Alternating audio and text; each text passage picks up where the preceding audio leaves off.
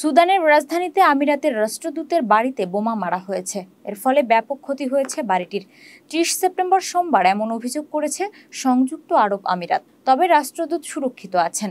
এ প্রসঙ্গে আমিরাতের পররাষ্ট্র মন্ত্রণালয় জানায়, এই ঘটনার পেছনে সুদানের সেনাবাহিনীর হাত আছে।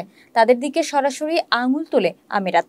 তবে দেশটির সেনাবাহিনীর বক্তব্য, এই ঘটনার সঙ্গে জড়িত বিদ্রোহী আরএসএফ। দীর্ঘদিন ধরে এই আরএসএফকে আমিরাত মদদ দিচ্ছে বলে অভিযোগ করেছে সেনাবাহিনী। প্রসঙ্গত, গেল 17 মাস ধরে গৃহযুদ্ধ চলছে সুদানে। সেখানে আরএসএফ সেনাবাহিনীরই একটি অংশ সরকার এবং সেনাপ্রধানের বিরুদ্ধে বিদ্রোহ ঘোষণা করেছে। দুই পক্ষের মধ্যে তুমুল লড়াইয়ে লক্ষাধিক মানুষ উদ্বাস্তু হয়েছেন। আশেপাশের দেশে পালিয়ে যেতে বাধ্য হয়েছেন তারা।